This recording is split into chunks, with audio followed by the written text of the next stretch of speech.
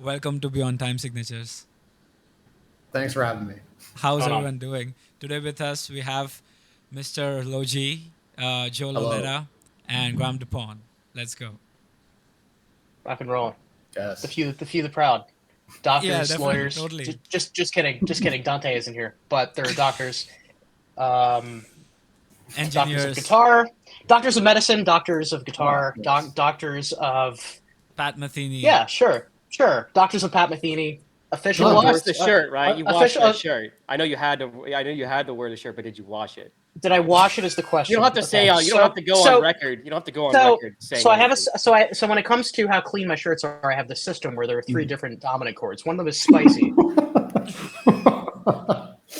And I would say currently I'm rocking a spicy Pat Metheny right now. Okay, that's like a flat 9, flat 13 with a sharp 9. With a sharp 9.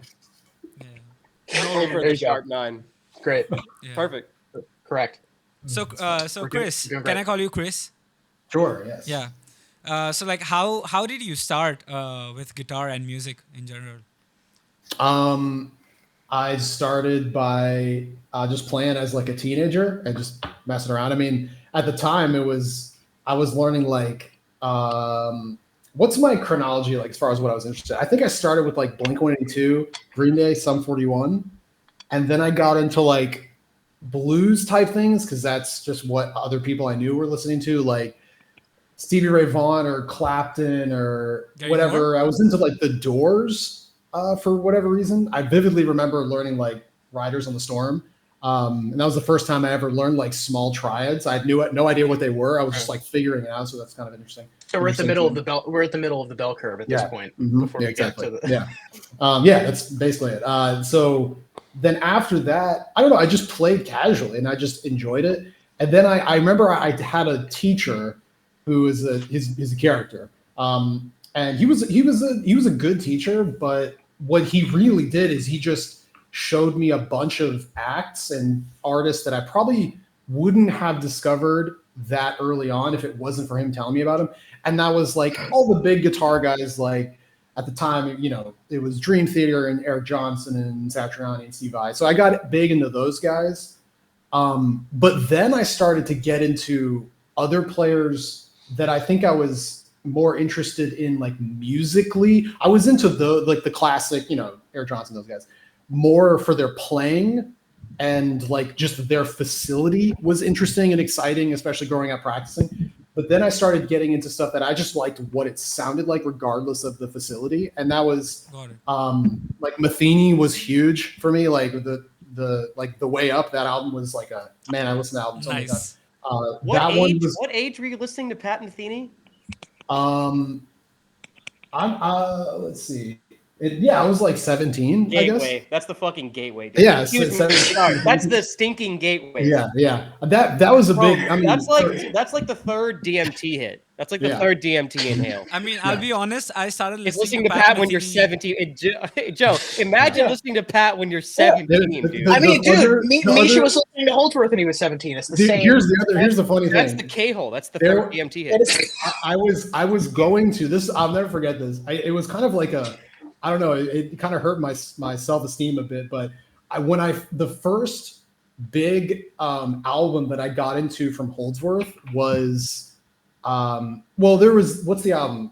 City Lights. There's so many. Yeah, what were the big one? Like with Hardhead Area?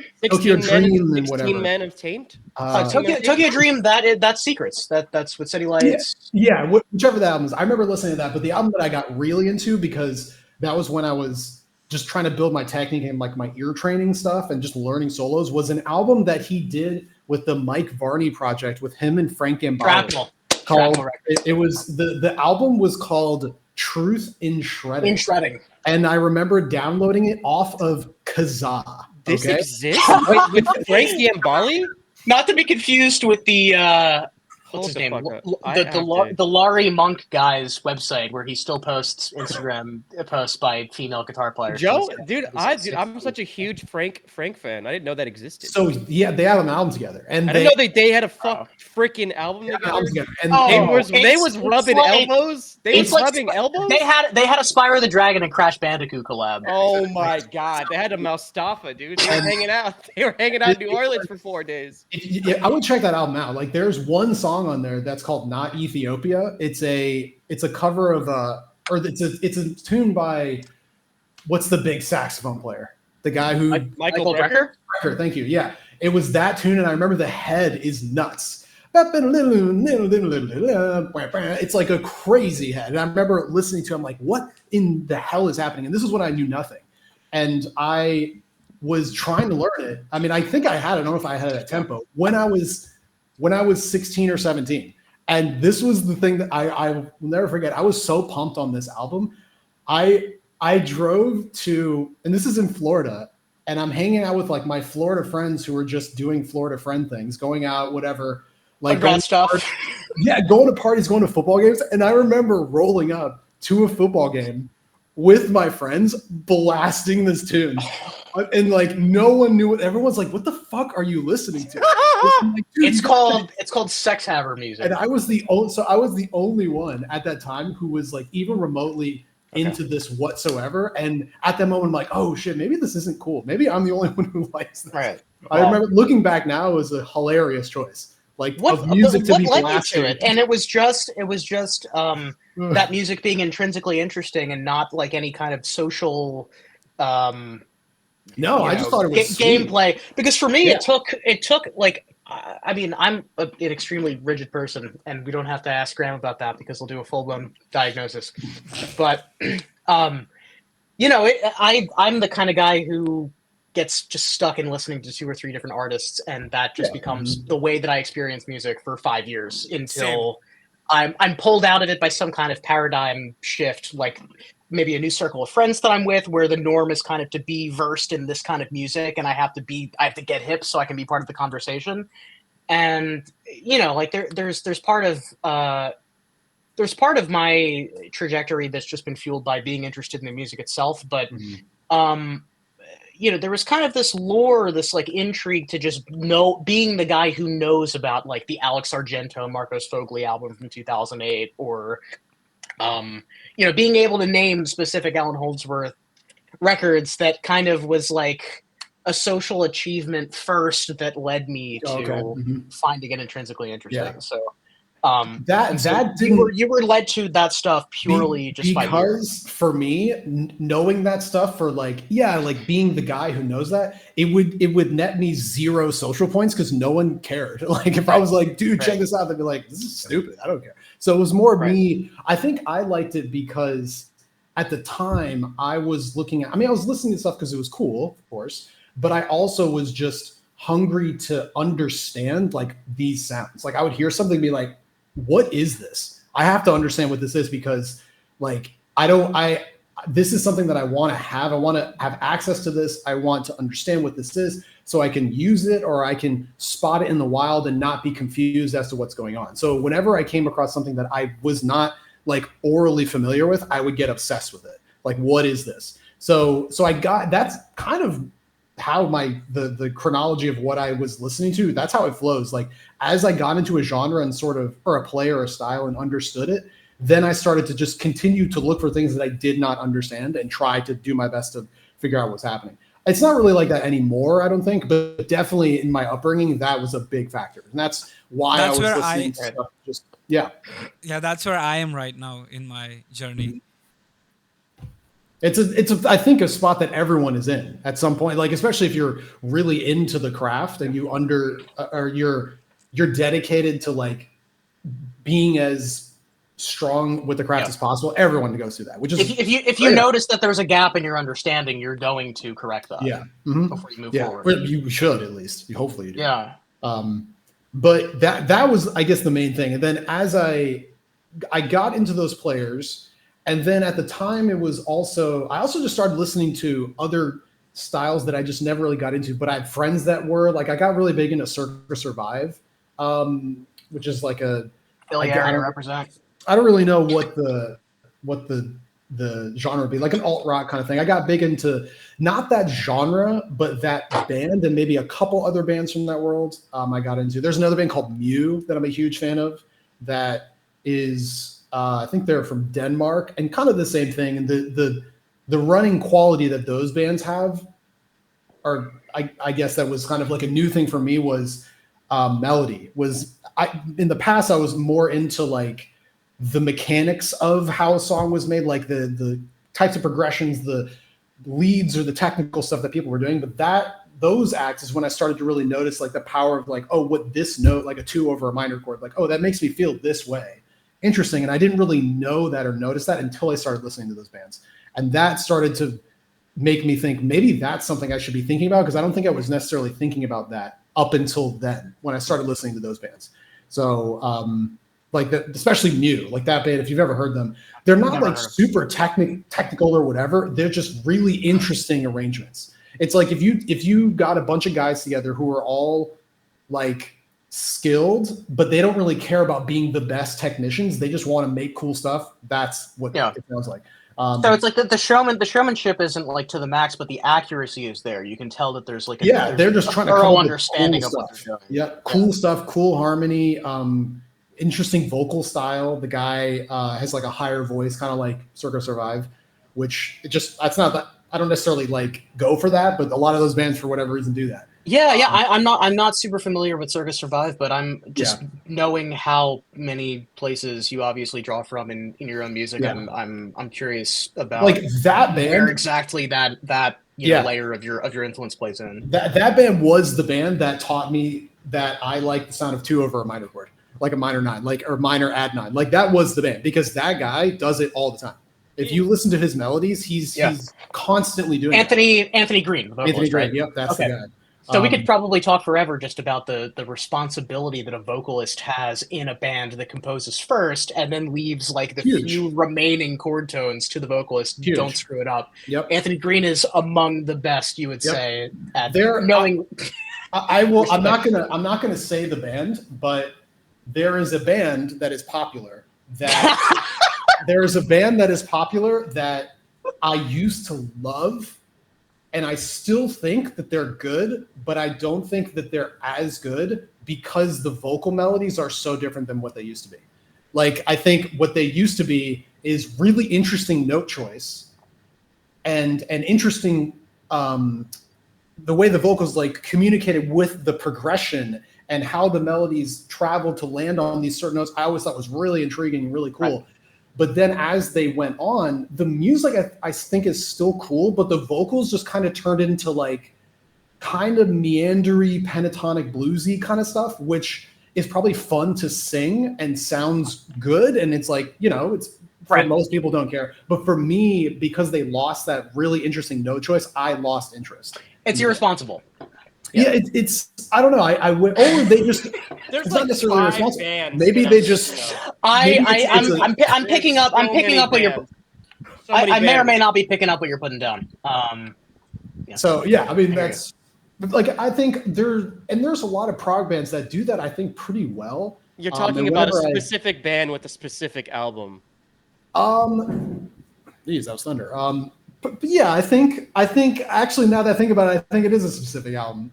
With a specific cult of personality to that album. Well, good thing possibly we can edit. Good thing we have computer technology. Anyway, but like an example of I think what's kind of like cool note choice in a rock situation. They're not like the most technical band, but musically, when I hear them, I'm usually like intrigued more than some of the more technical stuff is the Contortionist. So there's a band, or not. I thought you were talking about the Contortionist just now. No. So I haven't also heard their whole discography. So perhaps, I don't know. There's an album or a song, I guess, that I like because there's a lot of cool note choices called Clairvoyant is the name of the tune. And then I guess it's one of their popular tunes. Yeah. And he just has cool note choices. Like he'll hold 4 over a minor chord.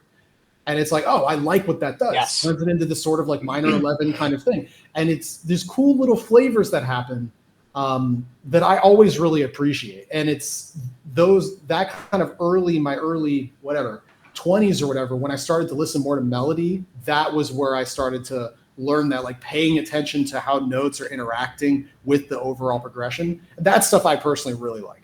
So I have a question. Yes. What I assume, like, when you like you were talking about cool note choices, what do you mean when you say cool note choices? Does it like has something like I would like to take the opposite, like uncool note choices perhaps would mean like the safest options, right, for melodies. Sure. So would you say the antithesis of that is something cool?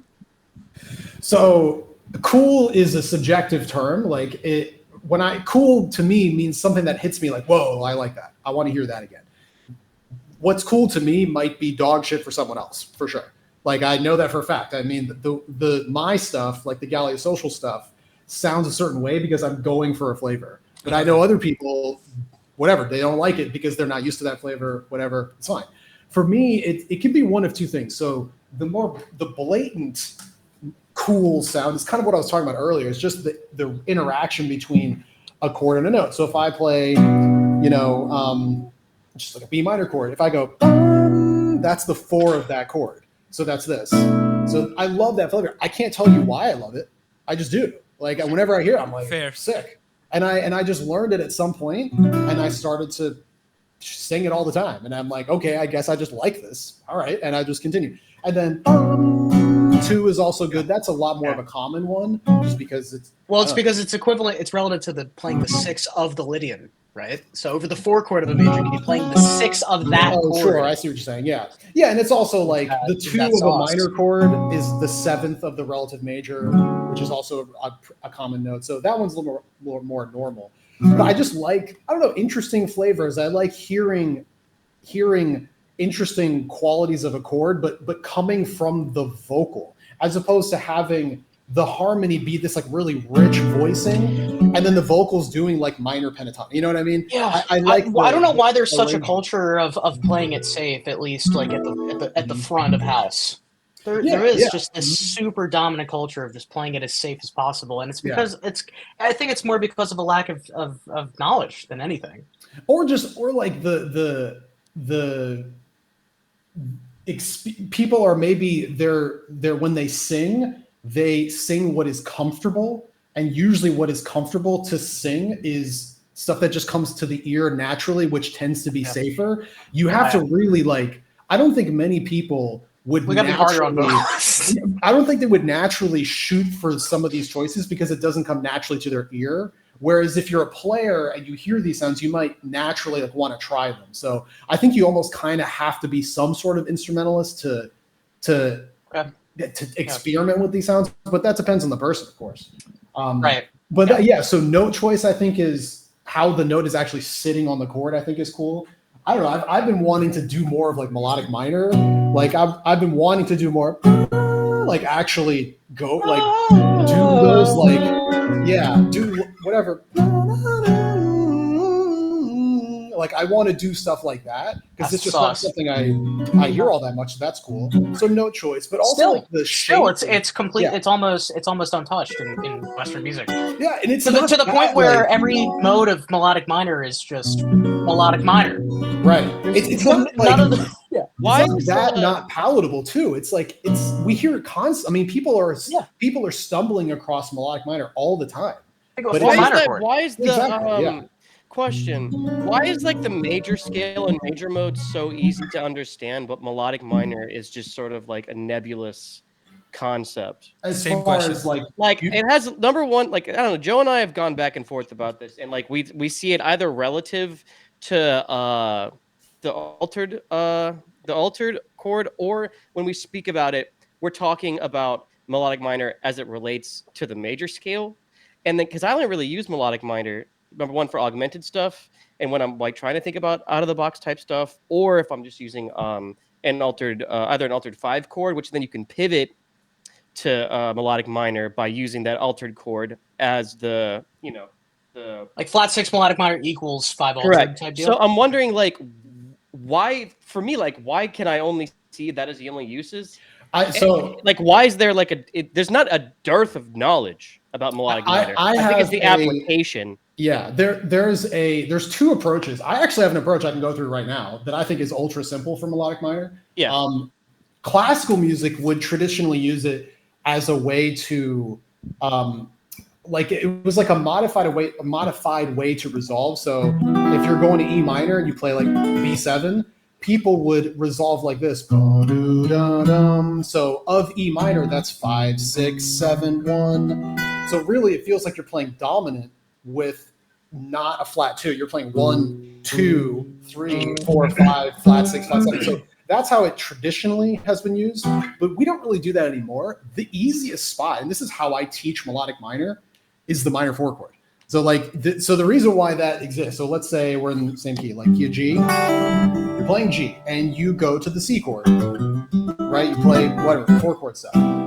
What people do, people inadvertently do this. Like they don't realize it. What they'll do is they'll play the 4 chord, and then they'll play the classic minor 4, which is really the 2 chord of the parallel minor. It's really the 2 of the parallel minor, which I'll go over in a second. So they'll go, you know,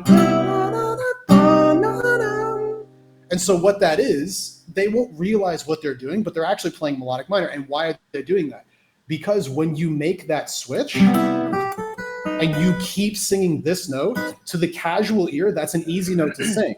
It's a weird note over C minor. It's the major 7, ooh, fancy note. But what note is it of the key? It's the 3rd. It's the most plain normal note possible. So it's melodic minor in this situation is a result of trying to get this minor 4, but while also remaining palatable in the key. Because if you didn't do that, if you actually played straight up minor, like minor pentatonic, you would now be doing like, which is more different. You know what I mean? It's a simpler sound, but it's more out of the key. Yeah, and many people don't do that. Okay, some people do. Okay, sure. Cool. So you're just trying to limit the amount of notes that you're changing when you pivot keys. Yeah, and when you do that, yeah, it's like borrowing from parallel mode. How you have like the same like tonal center, except some of the notes are changing. I guess so. It's not as different. I guess what you're saying is not as you're not going as far away from your tonal center as you would be if you were like exactly. As you said, going not as far as you could. But that's the point. It's like voice hitting. I have other questions because like the way that I think about modes at least, and when I want to like do like a Dorian sound or like a Lydian sound, is I'll just put a triad over another triad. You know, like triad pairs. I'll just stack the triad pairs because it's always it's like where the tritone sits relative to the bass note, I guess. Like the like D over C is like the tritone exists. Let's see, D over C, 1, 2, major. The tritone is in a different spot relative to C when you do a D over C chord versus like if you're trying to do like a Dorian sound where you have the flat 3 major stacked on top of like the 4 major, or like yeah. Did you understand what I'm trying to get at? I don't necessarily. Okay. Yeah. Never mind. Forget that entirely. I do the standard triad pairs to sort of like milk the modal sound. What are like good because I'm trying to I guess figure this out for myself. It's like what are the good triad pairs for melodic minor where you can like get a modal sounding. We were talking about this before you hopped in. Yeah. So melodic minor is also the same thing as altered dominant, by the way. It's like it's the flat 2 chord of altered dominant, if you want to do that. So triad pairs that you could do inside of that, there's a bunch of them that are cool. So the first thing that's interesting, you could do triad pairs like you would do in a normal key, but you can also do 7th chord pairs because it's one of the few instances where you have 7th chords of the same, 4-note chords, I should say, not necessarily 7 chords, that are the same type adjacent to each other. So for example, you have, if I'm playing C melodic minor, just normal, you have a C minor 6, that's in there, but you also have D minor 6, right? So both of those are next to each other, which also means if you have C minor 6 and D minor 6, you have A minor 7 flat 5 and B minor 7 flat 5 because they're the same thing. C minor 6 and A minor 7 flat 5 are literally the same chords. They're just inversions of each other. So if you're a big fan of minor 7 flat 5, you have 2 of them in a row. You could do, very like. Oh man! Well, you're in Zelda territory now. That's crazy. Yeah, and then of course you have the big one, or the obvious ones, and that's the two dominant chords that are next to each other. Yeah. So if you're in C melodic minor, you go to the fourth. That's F dominant. And you can play like 2 9 chords too, which are also kind of minor simplified as well. But yeah, all of that stuff is in there. So if you just want to play normal dominant, like you can even do like all of that is all inside of this particular. It doesn't really sound like melodic minor anymore. It kind of sounds. It sounds more altered dominant. It sounds more whole tone scale. Honestly, You're gonna fuck around and make Graham want to play guitar again. When they did the triads, I was like, "That's Joe. Joe does that." Yeah, those are they're so valuable. Because they're so easy to play.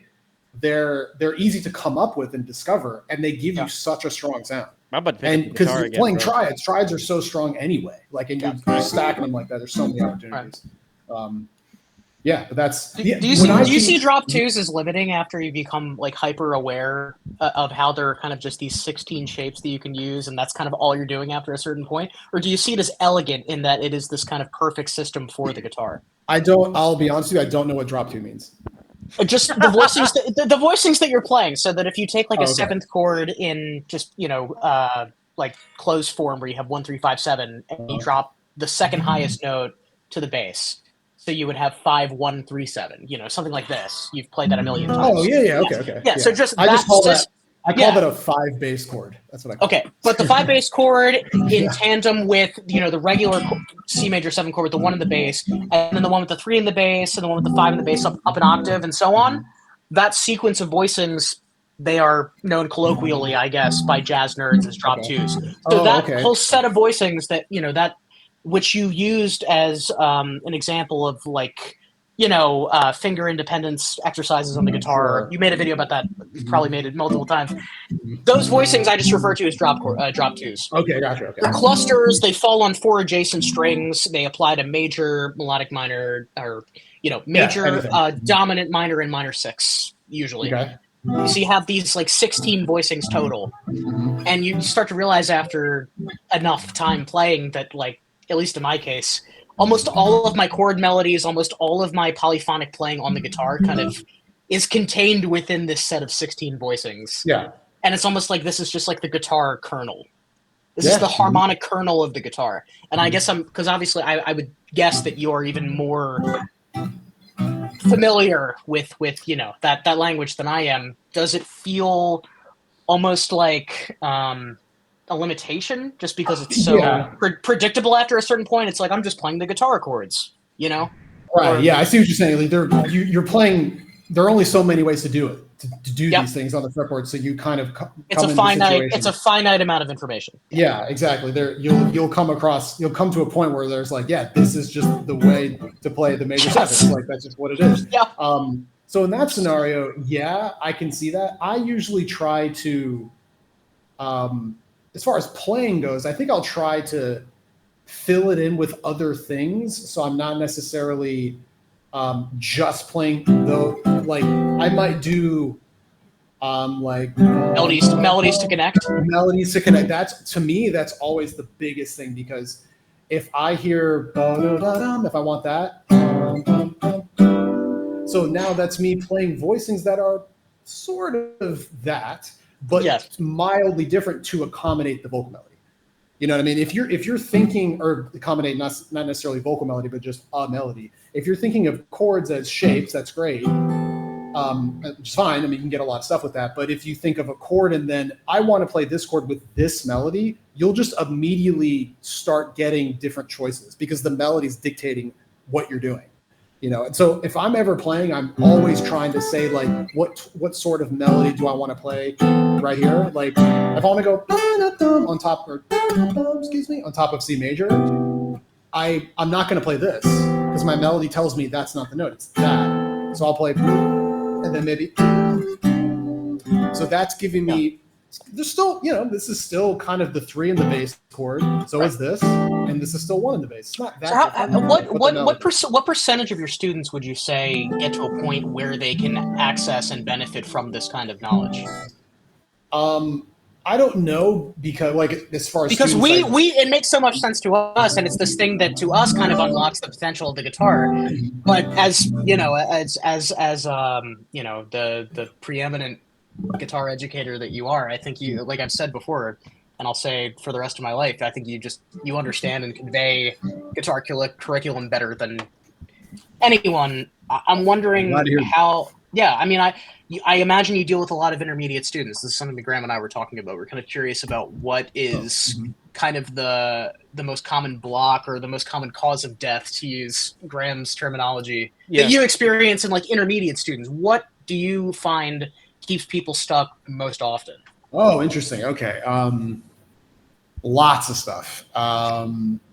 So first of all, as far as the people that I teach, like I don't really teach that much one-on-one, but through the Patreon, we can talk about that too, because I understand that you've kind of pivoted to a more passive through the Patreon. I still talk to a lot of people, and I have a general, by hearing them talk and listening to what they say, I have a general idea of what they can do.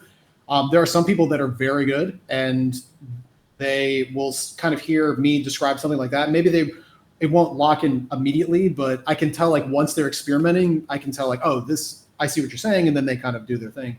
But as far as the intermediate, yeah, the biggest, I mean, you name it. Like, what do you think the biggest problems are? Those are probably the problems, you know? The most fundamental stuff, just interval recognition on the fretboard. Yeah. Being able to visualize. Yeah. I think to me, let's see the biggest issues. Number one is people don't learn by ear. That is right there. I'll say it to my grave. It is mandatory. If you're not doing it, you are forging a path down a direction that is going to be near impossible to steer to the right direction the farther down you go. The more reliant you are on learning music with someone else doing the work for you, which is what every other avenue of learning music that's not your ear is. Like if you're using tabs, if you're using a video or whatever, someone else is doing the work for you and you are just like following their instructions. That's what that is. It's not fun to think about it like that, but that is literally what it is. And the further down you go, you're going to hit a wall. I guarantee it. I've never met anyone who has a strong ear who hits a wall. Like I've never met anyone. If the best players that I know, all of them have strong ears, and they're always like able to experiment, able to create, able to adapt and learn new things themselves. They're able to be independent, like self-sufficient in their progress because they have the ability to hear something and say, I don't know what that is, but I'm going to sit here and figure it out. Oh, that's what it is. Okay. And then they move on. Right. That's the biggest problem. The first thing I do when people, for example, sign up to the Patreon, I have a list of questions that will kind of help me figure out where they're at. This is exactly what I'm trying to get at. Is what is your diagnostic questionnaire, bro? Gotta have a diagnostic questionnaire. Yeah. So my diagnostic question is, first thing I'll say is like, how comfortable are you with the fretboard? So like, how comfortable are you with the note layout? I don't really care about whether they know chords or scales. If they want to tell me, that's fine. I will then say, if you're playing over a chord progression, what are you thinking about? I might give them like an exact chord progression, or I'll say like, what style of music are you playing? What do you think about? And then I'll say, how do you learn music? Those are the like three preliminary. How well do you know the fretboard? What are you thinking about when you're playing? And how do you actually learn stuff that you're trying to play? And that will tell me. And the vast majority of the time, people will say, I'm pretty good. Some people will say, yeah, I know the fretboard really well. And then I'm always like, do you? We'll see. Sometimes they do, sometimes they don't.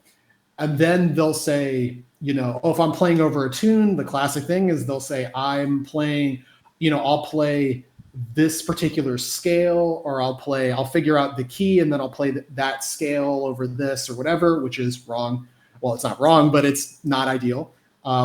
If someone said, oh, I am thinking about each chord and the sound of each chord and playing around the chord tones and featuring different colors of the chords, I'll be like, great, that's what you should be doing. Not saying that that's how you must play, but you must be able to play like that, right? To adapt to whatever scenario you're in.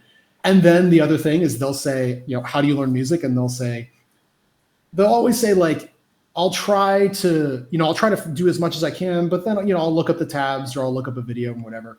And I want to tell them I don't, but I want to tell them, just so you know, that's the absolute worst possible thing you can do. Like I want to say that. I want them to know how bad it is to rely on tabs. I want them to know, but I don't. Right. I'm rely is the key word, because in my perfect world, we can use tabs as a tool, and the tabs serve us, and we don't serve the tabs, and we see the substance in the tabs that we can use to inspire further exploration. We can take what's happening fundamentally in the tab and apply it in other areas, or not think of what we're learning from the tab just in that strict vacuum sense where it's just trapped in that one Lamb of God laid to rest world where it only works when we're playing that song on the guitar. But in most cases, people do very heavily rely on it, so it's not really something you can, as an educator, you can afford to have much nuance about. Yeah, that's true. And just to clarify, there's nothing wrong with tabs. Tabs are great, especially if you're trying to get like specific fingering. There's nothing wrong. There's nothing wrong with alcohol. Got me through this podcast. No, I'm kidding. If you have a reliance on it, you build up a dependency towards tabs. Like getting into your alcohol analogy, you build up a dependency, and then you can't do it any other way. And again, to be able to get to a point where you can do by ear, it's an oil tanker that is so difficult. Like I've taught guys that have been playing for 15 years or whatever, and they've only learned by notation or video, and to get them to learn by ear, it's just like moving mountains. Such a slow process because they've never trained themselves to do it, and it sucks. And they would be so much better if they just tried something. But all you gotta do is try. You just gotta try a little bit. Every time you come across something, like always just do whatever you can to figure out as much as you can by yourself. And when you're absolutely at your wit's end and you're stuck, sure, then look it up. But also I would say for people, if you're curious about this, go into whatever you're learning with like a super concrete guess. Like I say, I really think it's this. I really think it's this. I've sat here, I figured it out. I really think it's this. I don't know if it's correct, but I'm confident. And then learn what it is. And then it's much more beneficial to compare your guess, in which you spent a lot of time on, to what it actually is. You can compare, oh shit, I thought it was this. No, oh, it's this. Oh, I see what it is. Right. Like it's that confirmation. It doesn't matter if you're right or wrong. You just have to come into it with something concrete. Contrast what it is with something. Exactly. It's huge. Right, Rock? I just wanted to say, because I'm fairly I'm probably not even half as experienced of a guitar player as you guys, but the way I went about it was like I never got tabs because initially I did not know how to read tabs, so I had to just rely on ear for stuff like that.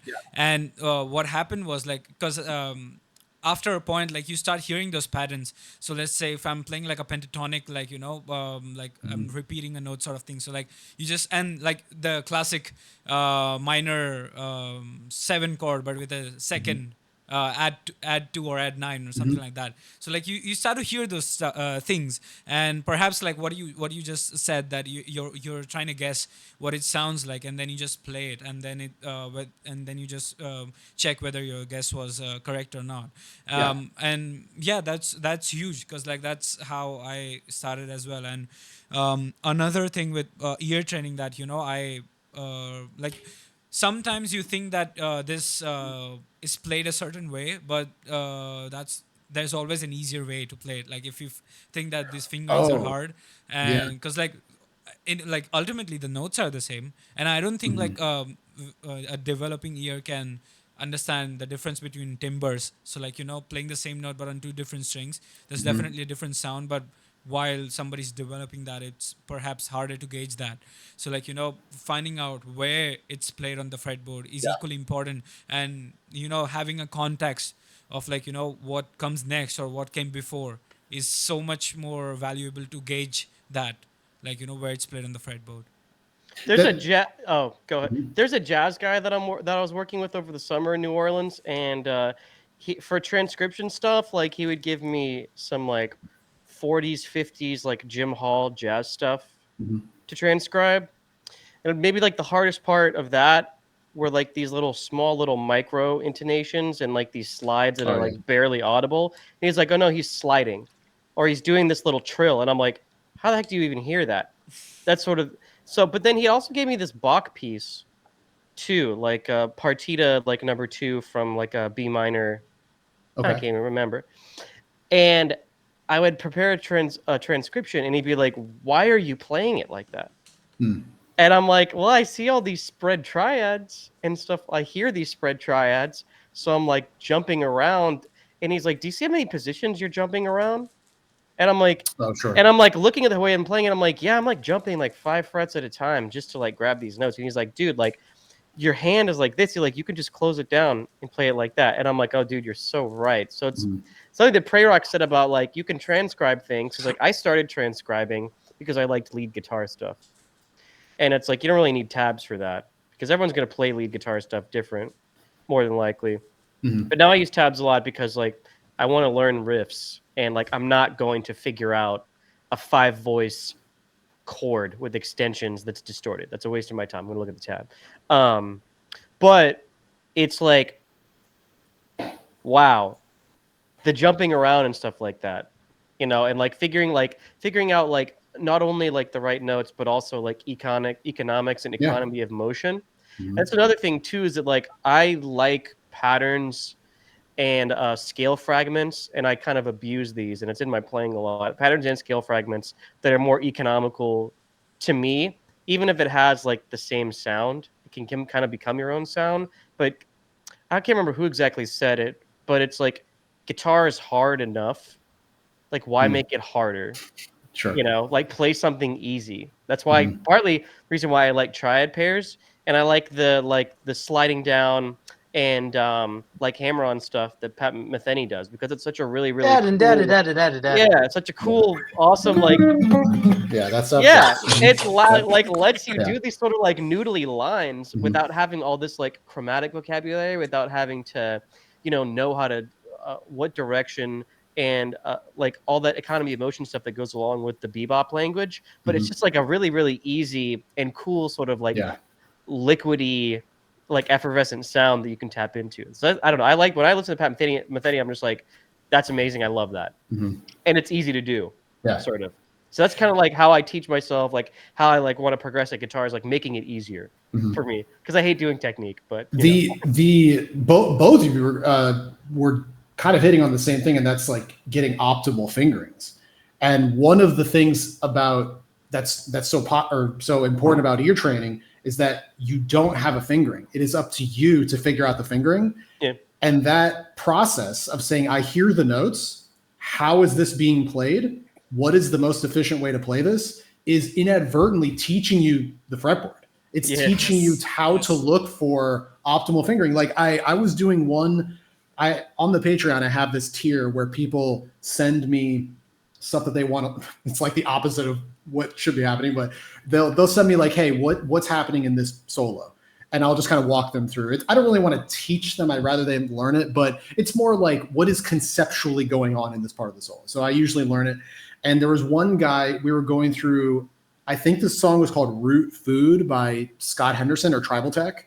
And I was learning this moment, and I had the notes and my fingering, I'm like, it can't be played like this. Like, this is the most awkward. It has to be different.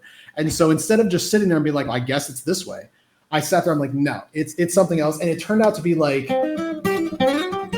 something like a pattern, clear pattern in diminished scale. It was like a definite pattern that was happening. Something like that. And once I got it, I'm like, oh my God. Like, of course this is what he's doing. Of course I want to interject because it's so really easy quick to play. Yeah. So I think what just compounds the issue with relying on tabs as a guitar player even more is that if you look at the public domain of tabs, it's 95% written by people who do not understand optimal fingering if it hit the moon. But I think that's the catch. Like, it's made bad for a reason, though, that people are. Oh, it's made by idiots for idiots. But my conspiracy is like, somebody like, Joe, who's like, on his alt account, and he's like, hey, I'm gonna make wrong tabs so that people have to eventually use their ear to learn, is what I think. It's a great idea.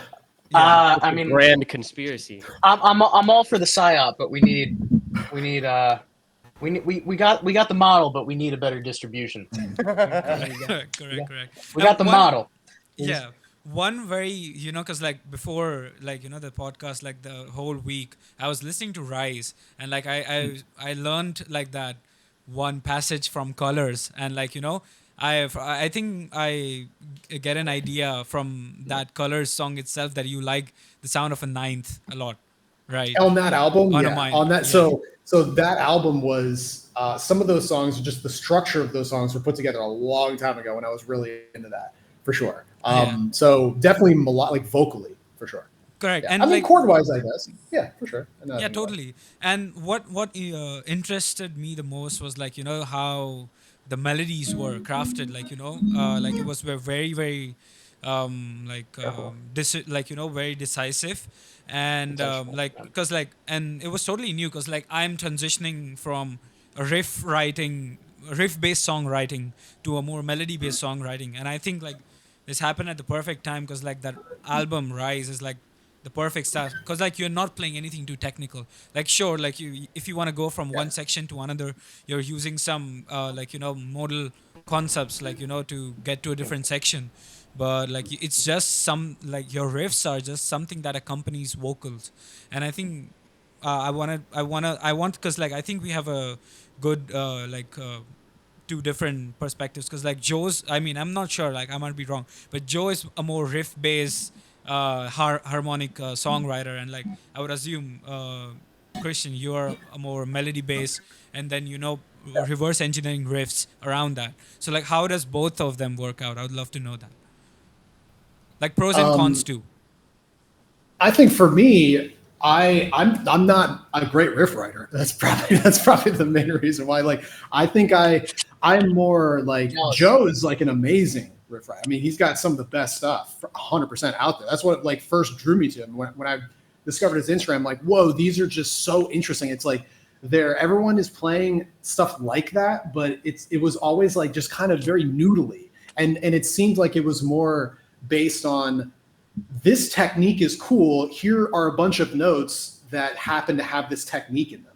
And I could tell like there wasn't that much interest musically with them, even though they were technically cool. Wow, great. Congratulations. It was more like, here's some notes for note's sake. Whereas Joe's is always like, there's interesting harmonic stuff behind it, always. And that's why I like it. Very much. I'm very much, a practitioner of sound informing the shape as opposed to shape informing the sound. So that's why I've always been a huge fan of that stuff. I think for me, I like doing that. I don't gravitate towards that style. I think mostly because a lot of it, as I started putting stuff together, like my old stuff, which I don't think is on the internet anymore. The old Galia is way more riffy.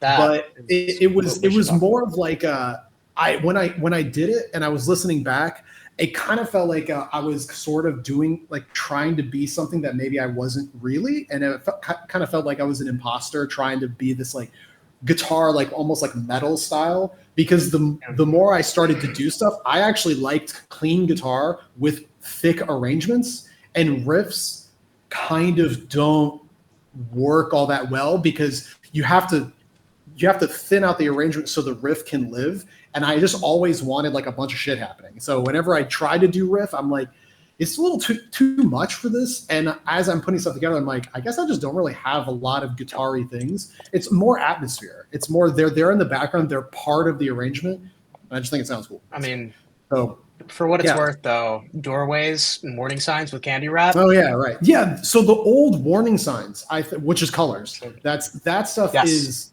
way more, because it was just guitar-based drums and it was distorted guitar. That was more like riff-y, I guess, or the parts are more noticeable. And I purposefully trashed a lot of it when I redid it to turn it into Colors because of the arrangement that we had. There was a whole ending to that version that was all like just a guitar riff stuff. And I all of that. I remember I'm sitting there with my drummer, Colby, and I told him like, dude, I think we should just trash this whole section. And he's like, yeah, I think you're right. And so we did. And so we had the vocal ending, and then we just end on that chord, and that's it. Whereas the previous version, there was a whole other like minute of guitar after that. But when we were doing it, it just didn't feel right. Yep. So I think for me, my stuff, I really like chord progressions with particular melodies. And when I am sitting there coming up with the guitar parts, I just try to, I don't know, like create parts that have their own little things going on, but not necessarily made to be heard up front. Like, what's the color? Colors is not the easiest song to play. Like, that's the guitar part. If only we had Seda here to bail you out. Right, yeah, just get him here and play the whole thing. But like, so that part, I'm not gonna be able to play it. I love that. I can't play on this guitar anyway. But there's a moment in there that's like a counter melody. It's bum bum bum bum bum, some melody. And then there's like a bass part also happening, so it's like a dueling melody. That's kind of, if we want to get into ultra nerd territory, we've been here for an hour. Yeah, so that song is the idea, like lyrically behind that. We're not going to get into the whole album. Yeah, never mind. It does get worse. Yeah, lyrically, the song is about someone who is like unsure of which opinion or which like path they should take mentally. Like, should I go this route or this route? So in the guitar part, there's often two things happening. So like there's like dueling parts, like a top melody and a bottom melody, like kind of playing into that like two different mindsets at the same time. The sound of cognitive dissonance. Yeah. Sure. Yeah. Like there's one part and it's that is. It took me a year to realize that you were playing that entire thing. Yeah. So this melody is there's that top melody with this bottom thing happening. Excuse me. Like where do you get that? Where do you get that from? Where do you get that from? So that song has like a lot of that, like yeah. Is that like is that just Julian Lage on steroids or? Yeah, that's it. So that's me trying to play and right at the same time, right? Whatever the part is. Bro, it sounds even crazier when you play it slower. That song, I kind of wish some of the songs a little slower, but that song, a lot of the parts have that. So when I was putting that tune together, I kind of wanted to weave it in. It makes it really awkward to play and sing, but it's cool. I don't know how to talk about any of that album without like it's impossible for me to do it justice because of parts like that. Like you can't. I'm trying to remember how.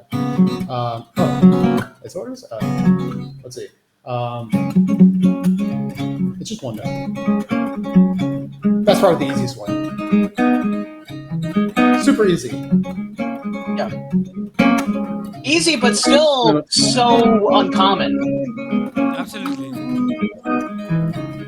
Yeah. So I anyway, just getting into that song. That was my approach. Was I have this idea. We have this song that's lyrically doing this. What are some guitar parts that kind of play into that?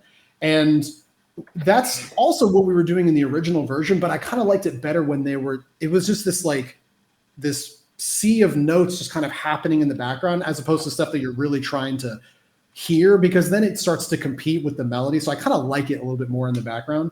But was there any of that going on in the original arrangement? Any of the like the polyrhythmic some stuff? of the parts, not all of them, but because well, I mean, I'm wondering how much of a bottleneck just the tone that you choose is when writing a song, because there's no way that you could have arrived at that part sounding right with an overdriven tone. It's just, and that was a big problem, because we were kind of like what I was mentioning, where it was almost like I was an imposter, because I thought like, oh, we're like a prog band, so I'm going to play these parts with distortion. When we did it, I'm like, I guess it were, but listening back, I listened back now, it's like, no, those definitely are better clean, because just the nature of the parts. I wasn't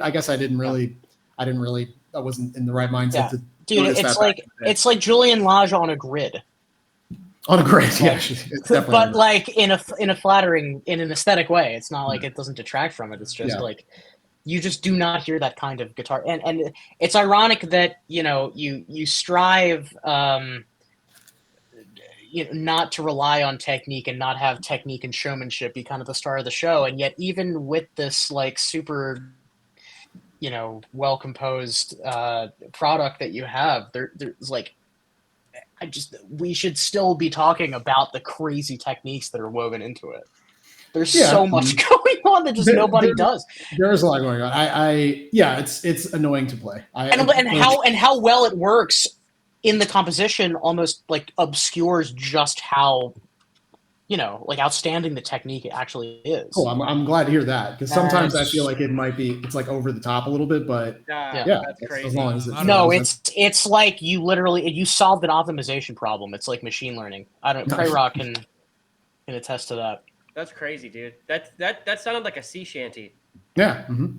Yeah, I think it has that vibe because it's in 6, but it has like this. And the progression is kind of like F sharp, major, C sharp minor. So it's got like a you can call it like a modal progression, I suppose, which is common in that sort of thing. Like that just sounds like that is the sea shanty progression, just like the Mixolydian one dominant 5 minor. That's definitely the RuneScape. The RuneScape. Yeah, hell yeah. I'm trying to think of any other moments of that song. Let's see. Oh god, the second verse is so difficult to play. Yeah.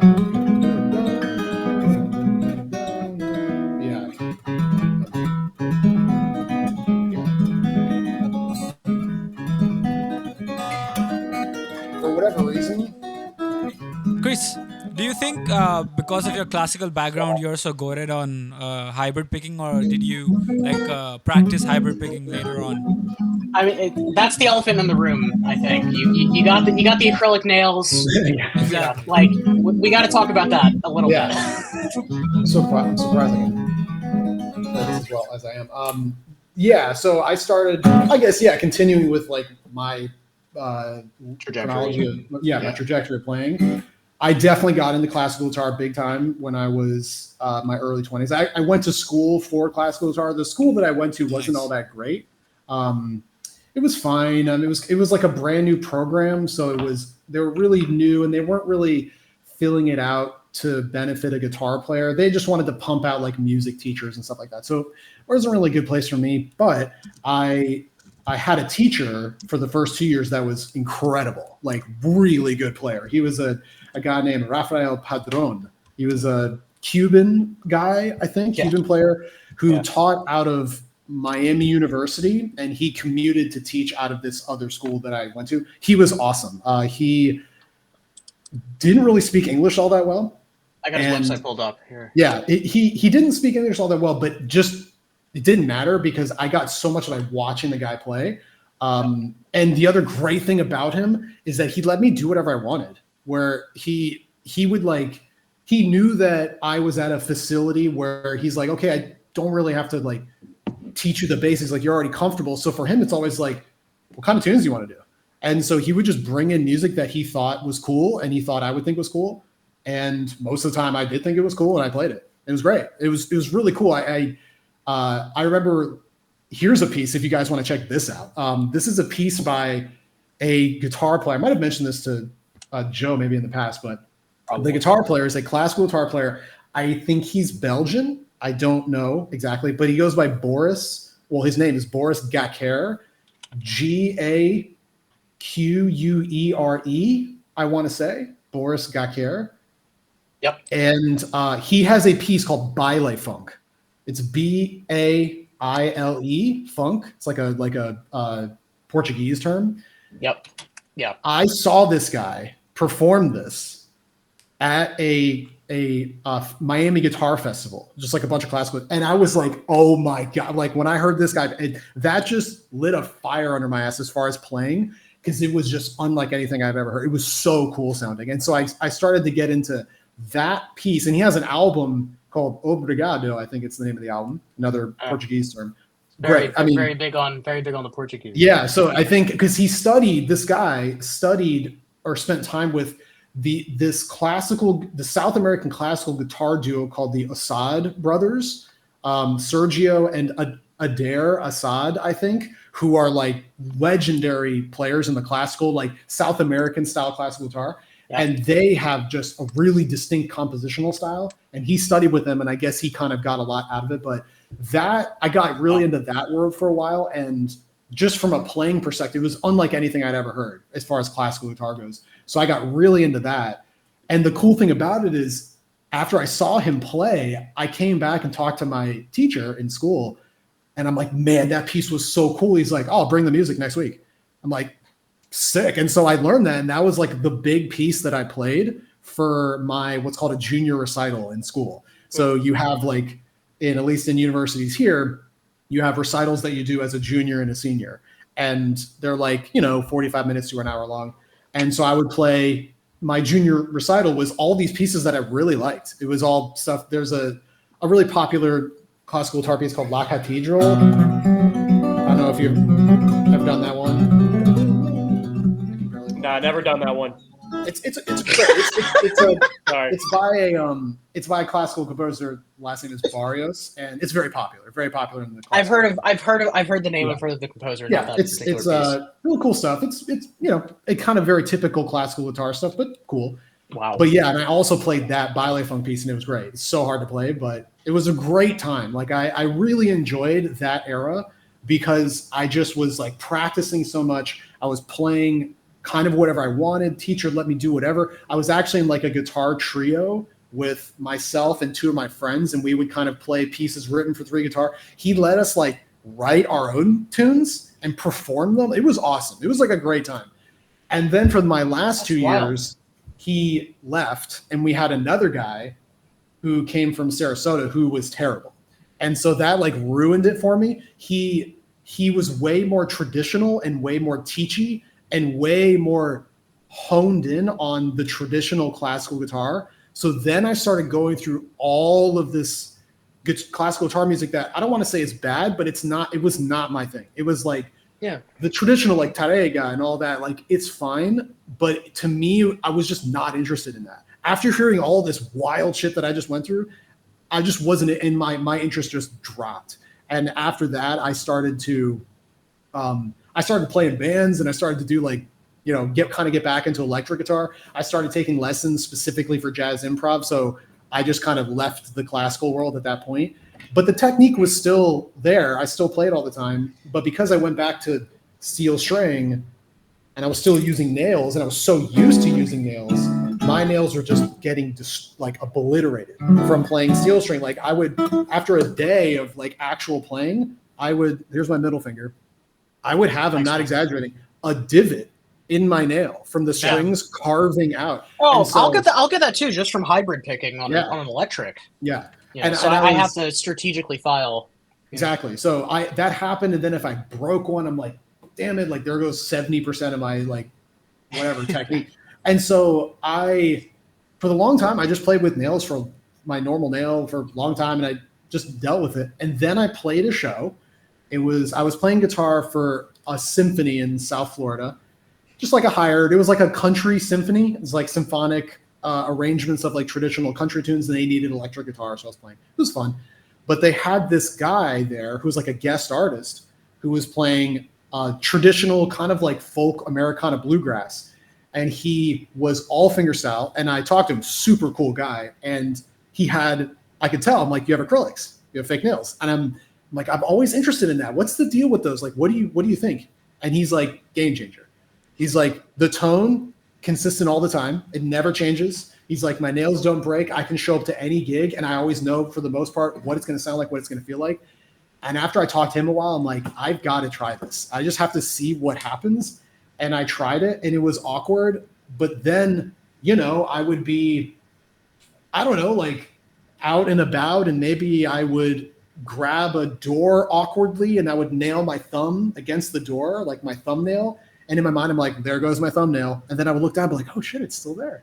Oh damn. And I'm like, I have these indestructible nails. And it was just, since then, I'm like, if I want like a consistent tone, and if I want to keep doing this sound, they have to be there for me.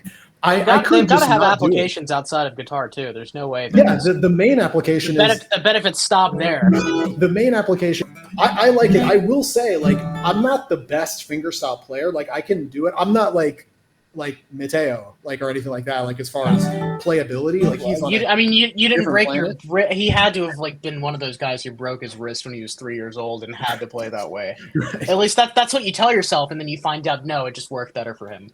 Yeah, I mean, just his free strokes. Like, even when I was really deep into classical, I never had that speed on free strokes, and he's got it in spades. So I can do it as like a way to embellish like the sounds I'm going for, but I'm not like that technically skilled as a straight up fingerstyle player. Certain things I can do, but yeah, it's more of like I'm like kind of fine at it, basically. How's your stroke game, Joe? And I have one more question for you, Chris. I see, like, you're very big on hybrid picking, right? And, sure. And so, like, is there something that a lot of people overlook while hybrid picking? I don't know. Because like this standard would be if you are like playing arpeggios, you shouldn't be able to like have two notes ringing out in succession. Like that's rule number 1. Sure. Yeah. Right. Yeah. Like, is there something with that? I think for me, maybe it's like prepping the notes. I think is a big thing. Like, if I'm going to do that, I'll have like these 3 because I'm going pick, finger, finger, pick, finger, finger. I'll kind of have them all prepped on their string before I play. Got it. Right. If I'm doing that, that's kind of something that works for me. That's like a classical guitar thing where you just prep the note. I'm trying to think of. And do you have like a system for like when you have to use your ring finger? Like you could probably get away with using your middle again, something like that. Yeah, interesting. I don't know if there's a system. I for some reason prefer the ring finger over the middle finger. You would think Same. It would be not that, but yeah, for whatever reason, I think I like the tone of my ring finger better than my middle finger. For whatever reason, yeah, that's. I don't know if there's too much to get into there, like as far as strict details, but it really just depends on the person. Depends on like what you're comfortable with, what you naturally do. I'll just say do it all the time. Like, you'll get comfortable the more you do it. One advice I always have for people that want to get into hybrid picking or even just other techniques, I would say don't. Oh, the video is paused due to network problem. I'm gonna keep talking to me and Joe. No, we can see you properly. We got you. Okay, cool. So yeah, I would say the biggest thing with practicing techniques is do the techniques in everyday mundane things that you play. I actually kind of don't think it's a great idea to only practice techniques attached to technique specific ideas. So like a lot of people will say, oh, here's my hybrid picking lick, right? So if you do that, what you're now doing is you have your play style that's here in your mind. And then over here, you have all your hybrid picking licks. Yeah. So you're not really using the technique as a core part of your play style. It's more of a gimmick thing that you access whenever you want to play that lick. It's kind of like sweep picking. Yeah. So like when people play and then they execute their sweep picking licks, which are always like the same thing, as opposed to say, we'll try to do something super normal with that technique. So if I'm teaching hybrid picking, I'll have people do like that, but go.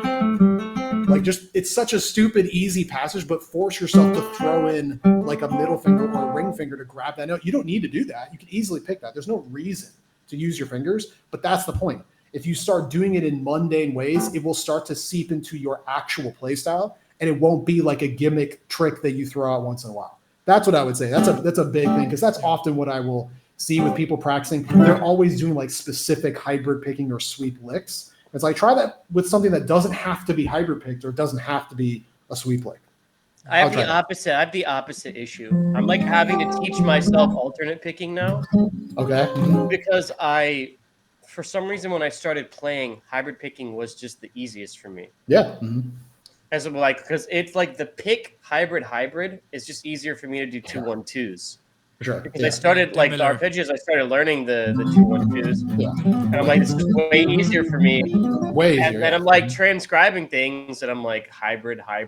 but then I'm like, okay, let me try and like alternate pick some arpeggios and like and like I'm learning these like, you know, periphery riffs or like whatever other riffs, and I'm like, I can't alternate pick to save my life. So now it's like I'm trying to force myself to just alternate pick things when I'm practicing, even when I'm noodling, just to like kind of get it under my fingers, because it's weird. Like the upstroking just feels so strange to me because it's like such a non-practiced technical thing, because I'm so used to just doing that.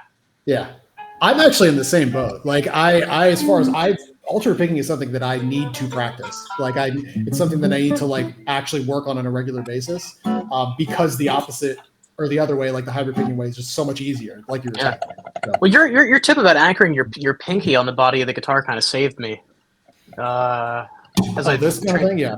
Yeah, just for all picking. I remember I was like on Schecter before I went Strandberg mode. Half regrettably, no offense. Love my team, love my fam, but it has been kind of a chore to have to figure out how to accommodate a lack of real estate and just how ergonomic, in my experience, I guess, isn't always the best, because when you have this little tiny thing flying around, that's kind of it's like, wait, what exactly was working for me with my last guitar that allowed me to just kind of sit and just like blaze through 3 notes per string stuff. What's been helping me bridge that gap is anchoring the pinky, for sure. Nice. Yeah. Why for some reason I wasn't doing that at all until I saw it. People are like split on that. Some people say don't do that. Some people say like to do that. What is the definitive guideline? Like, what's the gold standard for pinky stuff? I have like something to add, because earlier, like, you know, I used to watch John Petrucci, and he would play like this, like he would have his pinky anchored like this. But then, like, you know, some people started saying that, hey, if you do that, you don't have a lot of range of motion, like going from the high, like the lowest string to the highest string. So then because I'm a self-taught guy, like I didn't have a teacher up until I was at 2022, and like, you know, one shot lessons with people, like just to get myself. But like, yeah, so then I switched to like a completely closed faced, like, you know, fleshing out Jason Richardson style, and that helped me like with my speed. But then what happened was, like, I was like, you know, starting to lose the control that I had with this.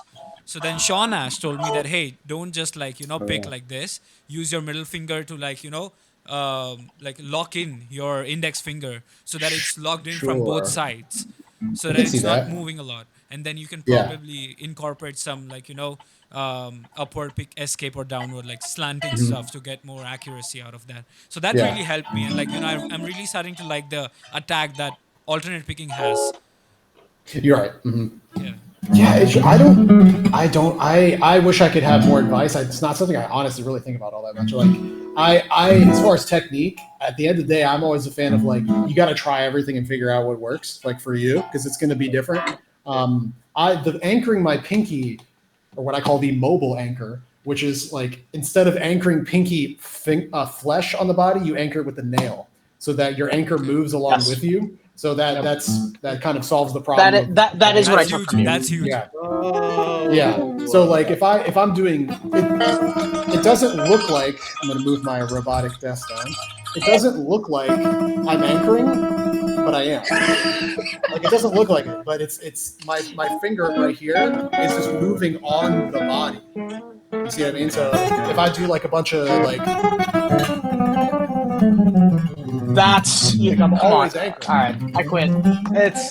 I mean, he still says that he's not good at alternate picking. I mean, there's problems. Nobody here can do that. There are problems.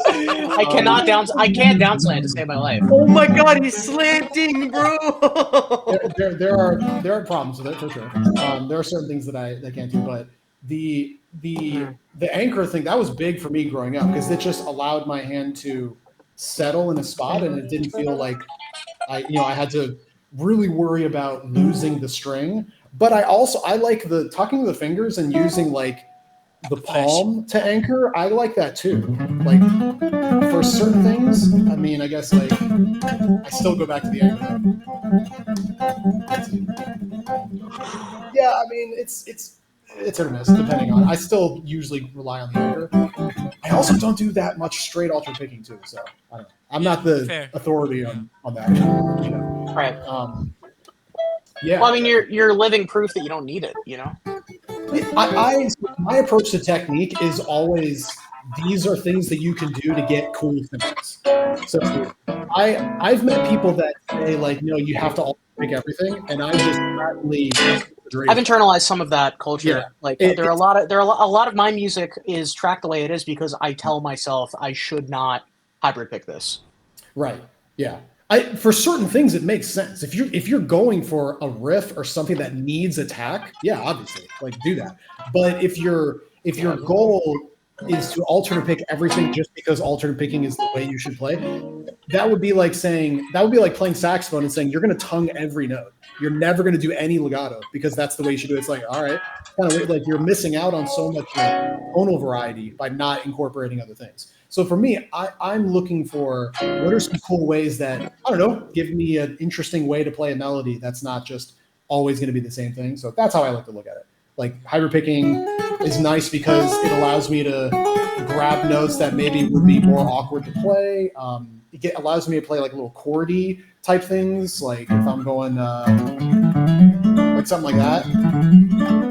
Like these are little passages that are a little bit easier to play with hybrid picking because I can just grab the notes and kind of fill out the chord, and I don't have to worry about muting the strings accidentally because I'm picking everything. Yep. So I like that stuff. And then the hammer-ons and pull-offs, just legato is nice because it helps me accent notes, right?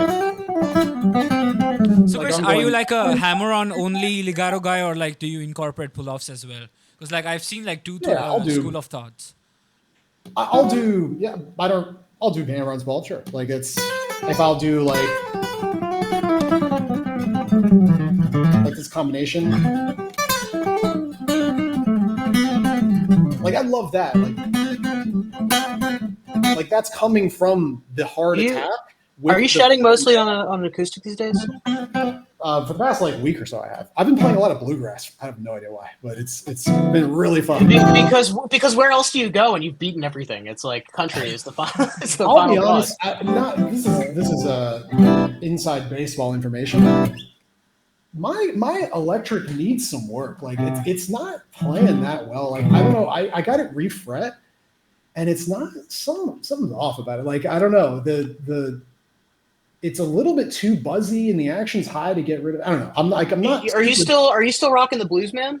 Yeah, I like those guitars, but there's something about it. I don't know. It needs some TLC. I gotta say, it looks like it's 500 years old. I'll say that. Your guitar. It looks like you beat the fuck out of that thing, dude. Yeah, it looks like it was recovered with that Game Boy from a battlefield. And it should be at Nintendo New York in a glass cube. Dude. Yeah.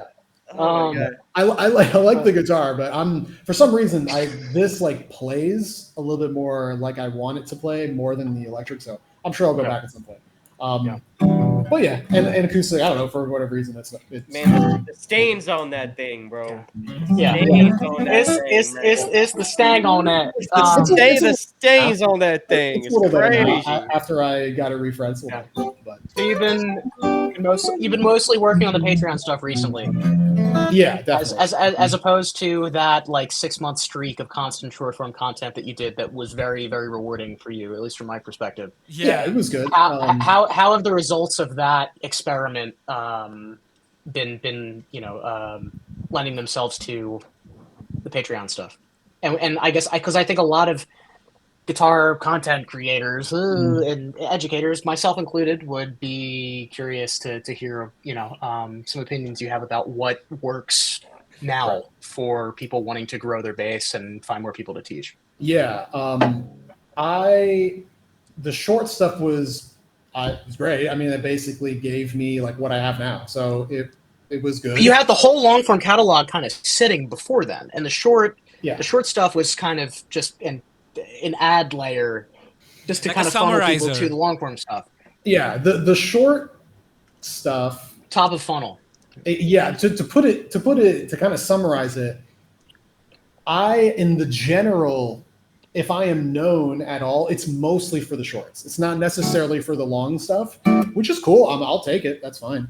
I think personally, though, I am much more of a fan of the longer stuff. It's just more fun to make. I think it's more valuable. I don't have to like describe a topic at rapid fire rate because I have to fit it into a 60-second video, which is ridiculous, but that's just what it is. Well, that became kind of if I remember you telling me before, that kind of became like a fun challenge at one point. It definitely was, and it was cool to do. But it was still settling for something less than what you would rather do. After I have hundreds of them. Like after hundreds of them, I just got kind of burnt out, and the Patreon just started to, more people started to show up, and I started to just spend more time there, and I just ended up spending all my time there now. So like all the stuff I make is just exclusive for the Patreon.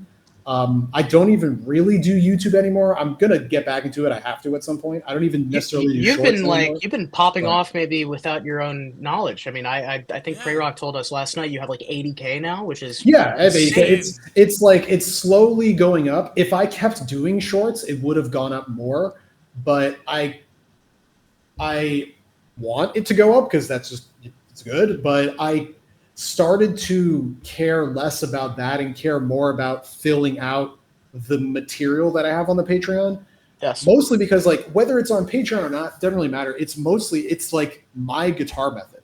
So it's just from day one, sort of day one. It's not like for absolute bare bones beginners, but it's for people who want to I learn it in the way that I think is the best way. Yeah. It's from there to literally everything I know. Like I'm getting to the point where I think I have like one more big series, and then I don't even know if there's anything else for me to talk about. So I've done that much, that's the dream. That's the dream. I just feel like really you have a curriculum. Yeah, it's like vacuum sealed. Yeah. It's like this is what I apply every day. And so what I've been wanting to do, because once it's done, which I'll be super pumped about once it's finished, and I'm kind of like excited about doing that. So that's where I'm putting my time. I might just put it all out on YouTube. Like, which would be cool because then I would have content on YouTube for the next 5 years, and I wouldn't have to do anything. I would just one video a week, 5 years, just chill. Now then, it'd be like, you could do members only stuff on YouTube as well. Sure. Cash out, dude. Then the question is like, well, what's the point of the Patreon then if all that stuff is available? To get another bag? It's literally get the second bag. It is the bagging of 2025. I think we've realized over the past couple of years in the content, and coaching space, I guess, that like community is really the main thing that you're selling. So like a passport to your Discord server and to be in those one-on-one sessions and to be bouncing ideas and insights off of other people in the low G verse is, I think, what people are ultimately paying for. Yeah, that's probably what it will turn out to be, where I'll reorganize what type of stuff I post there. I will probably also drop the price, which I think would be really cool if I could do that.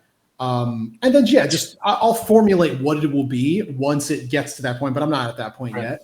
But that's kind of the trajectory for that, I think. Yeah. And then maybe I'll just do all of that on YouTube and call it a day, or I'll do something else on YouTube. And then we start a band or what? Yeah, then I'll exactly continue doing something or do like a bluegrass band with Joe. It's been fun. Cool. The one thing I always am kind of bummed about, because I really liked making them, but my God, were they difficult to make and they took a lot of time, is the series I have called Power Ups. The older, I did those a long time ago. Those are crazy, bro. I've been with you since the Power Ups, bro. Low G is the quintessential COVID pop off. Like, dude, I've been with you since the Power Ups, bro. Yes, man. But the problem is with those, I like them and I like making them and I would like to make them. The view count on those is a fraction of a fraction in comparison to the other stuff, and they take way longer. If those worked as well as the short, I would have just kept doing those, but they just didn't. So it was just like, man, I would get so bummed putting so much time into that stuff and seeing it. And I'm not complaining. I'm not like, hey, people should be watching me. But I think just that type of content tends to not really work on YouTube these days. And I'm actually in a group, which I've talked to Joe about, of other people who are who teach on Patreon, but are also on YouTube. And there are some, I don't want to like say the name, huge people in this group and like huge channels. One of the guys I will say is probably like the like jazz guy on YouTube, probably. Okay, I know exactly you're talking. So you're basically you're a member of the Guitar Bohemian Grove. Yeah, sure. I mean, some people are bigger than other people, that's for sure. But it's interesting hearing all of their approaches. And the one thing that they all say, and I understand, is they say like long form content doesn't work. So they actively avoid it, all of them. Like there's one guy in there who was talking about a video, and he's like, he said something like, "It is my longest video today. It was 15 minutes." And I'm like, and I understand though, because he's not wrong. Like it just is how it is. Where it's practical, but there's a values component, right? Yeah. And for me, I think it's cool. I like the idea of making videos within a time frame that are really valuable. That's just not what I'm doing right now. Like, you know what I mean? If for the stuff that especially with the power-ups, if I'm trying to do that type of stuff and I'm trying to purposefully make them like challenging, because I want them to be challenging. I want them to be fun and challenging, not just like something that you could do in 5 minutes. So in order to do that and in order to teach it properly, it just takes time. And I need to do it in multiple parts. Like it just has to happen like that. I don't know if this was mentioned before I hopped in, but I'm not sure if this was a power-up or a like one of those videos about deciphering the diminished sound videos you did. But it was the transition chords? Not the transition chords. I do want to give homage to that because we were glazing you about that yesterday, and that's really awesome. And I do use that a lot. It's the one where you're like, it's all about minor thirds, and I'm like, okay, so you have a minor, so you're like creating the you know, like your root diminished chord, and then you can use that, move up a minor third, move it up again a minor third, move up again a minor third, because it's just the same notes. Yeah. Right. But then you can also make the 2-1-2 arpeggio by going up minor thirds, and then you can make another 2-1-2 arpeggio by going up another minor third from that minor third, like that. So you can like do all these patterns, symmetry. Yeah. So the whole symmetry part of that. So I use that all the time. You can hear it in my music now. Like I use that shit all the time because I guess it echoes back to what I was saying a while ago about like just it's economic, and you can milk the sound and it's easy. And then also the fact about like if you have that like diminished chord, you can move one voice and then now you're in a completely different chord, and you can change these, and you can change tonal centers. So you can change keys. Like you have one, using two, four, diminished, you could like change four different keys. How many keys as there are in Virgin? Or as many keys that you could change the 4 different keys just based on like one chord shape. It's absolutely insane. Yeah. So that just like unlocked the like the colorscape for me. I was like, oh, okay, cool. And it's also very much in that drop 2 guitar chord box where it's only 1 fret away in any position in any direction from one of those 16 chords that I help students break into just to get stuck into that. It's like it's box V2. It's like I know the long form content maybe doesn't work for numbers, but like I don't know. The impact is real, and we appreciate your contribution. For the grinders such as ourselves, like the long form shit. Right. I really need the long form stuff. The effects might not be as obvious or as immediate, but you are influencing another generation of educators with that content. True. That's my Bible. So I'm not sure if that's something you've considered, that you're helping teachers of this stuff just as much as you are helping people trying to learn this stuff. Yeah, because I have too many questions after the short form stuff. Yeah, and I feel like the return on investment is going to be like this. The 7-part mini series on like flat 5 or whatever, playing like flat 5s. I love that series. That literally answers every possible question I could have. I don't have to go to fucking Chat GPT after a 5-minute video on diminished chords like that. So that is that the encyclopedia. That kind of video where it was it was all flat 5. It was like correct 3 levels of playing like minor pentatonic with flat 5. I think that was it. Yeah. I loved that series because that's all 12 notes over minor as well. That was that's another one, right? That's the God video. I love that stuff because it's so dirt simple. Yeah. And it's just, you have, hey, here's this note. Here's like a million ways to do. I love that stuff because it allows you to get so much material out of like nothing. And that kind of stuff, I would see that as like, oh, that's really valuable. That would be valuable to me. But again, those videos, I don't know how well they did. I think nobody talks about fundamentals for some reason. Well, no one wants to grind fundamentals. Right. Yeah. Totally. Everyone wants to be an advanced guitarist, but then they look at the they see the altitude that they have to travel. They're like, I don't think I want to stay in tab land. This is very true. I'll be really honest. If anyone wants to like soak in like absolute to like the absolute maximum level, like any of your 1 hour videos, it will take them at least 1.5 years. Like, not even kidding. Because like you talk about this, like, just 3 notes, like intervallic, like, perhaps like on a G string, and then you're playing a note on an E string, and you're like, make sure you practice these around and like, everywhere. And like, it's probably going to take weeks or months to like understand what it fundamentally means. So like, that kind of stuff, like, just not getting in the shapes and like knowing what purpose does it have. And like, I'll be honest, like I've never really seen any of your like long form videos from start to finish, because like I'll pause and I'll go and like I'll grab my stuff and like I'll come back 2 months later and I'll continue the video and stuff like that. So totally. We don't blame you for being Gen Z, man. I mean, it's not that. It's just that it's something so interesting that I just want to apply straight away. Like I don't want to wait. So like I have like one question.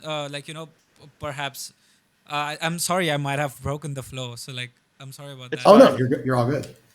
I'm trying to fix my fucking hair.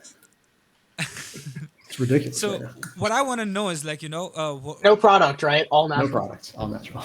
That's insane. That's sick. That's awesome.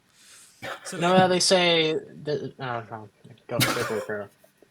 No, like I wanted to know like how can someone improve as an educator? Like, what are some things that people make mistakes, and like, because like when I see your content, like you're very clear, you're very concise. You talk about perhaps things that doesn't cross somebody's head, but like it's like only when you start applying some things that you understand those questions. So like how to go about that? I would say it depends on what the scenario is. Like if you're just teaching one-on-one, like I'm gonna have a guitar student, whatever. The main thing you need to do is try to figure out as best as you can what they know and what they think they know, but they actually don't. That's a really important thing. So if I'm teaching, most of the time it's trying to decipher like, where is this person at? So it's probing, like I talked about earlier, like probing what they know, trying to get them out of their comfort zone to really see what they are capable of. And then from a teaching perspective, it's way easier to say, oh, you can do this, and I can see you have that, but you don't have this. So let me reinforce what you already know. I'll describe, hey, you're doing this. Seems like you know this. This is the next step for you.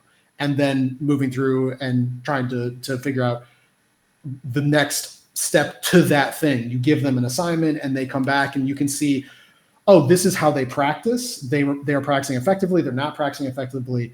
I would summarize just really understanding where the student is at and what their intricacies are, like as far as how they approach practicing and playing, and then forming a path around that. I've had teachers that don't do that, and it's so annoying. Like I remember I had this one lesson from this guy. I'm not going to say his name because he's actually a cool guy, great player.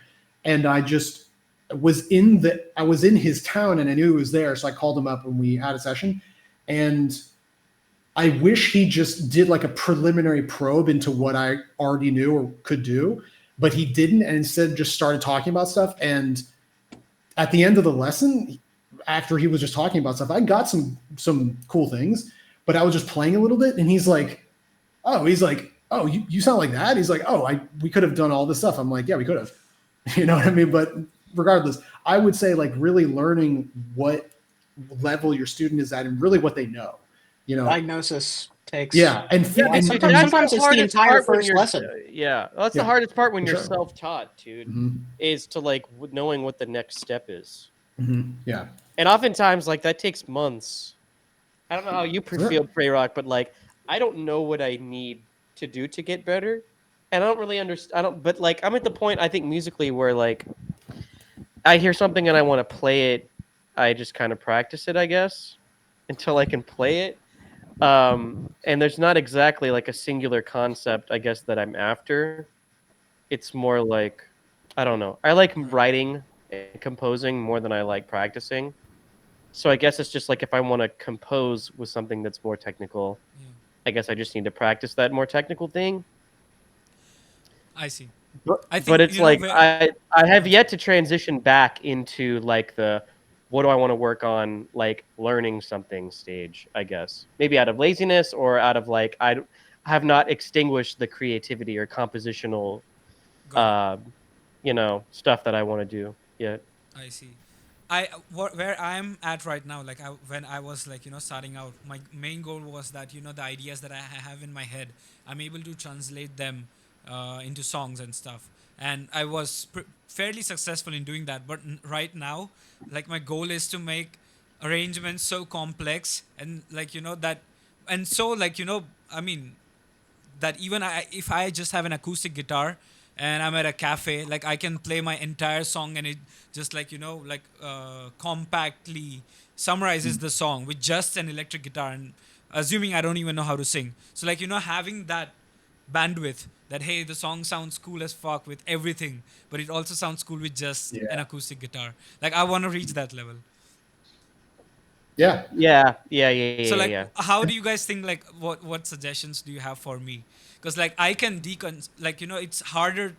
Perhaps it's harder to like like come like narrow down. But if let's just say if I start from a melody and I build an arrangement around it, it's easy to scale up. But like if I have like all these chords and I'm writing melody that supports the chords and not the other way around, I assume it's a lot harder to go top to bottom, right? Anyone want to take that? No, I think I'm bad, so I'm not gonna answer that question. I think one thing is understanding when you're building an arrangement and you're saying, I have this arrangement, it's cool, I want to reduce it to just acoustic guitar, like just one guitar, and have it still sound cool. I think this might be a weird, like an obvious thing, is what do you actually think is cool about the arrangement? Like, what are the cool elements? Because if you're listening to an arrangement and you say this is cool, you have to ask yourself, what is cool? Is it the timing or the rhythm of it? Or is it the harmony or the particular voicing that you're playing?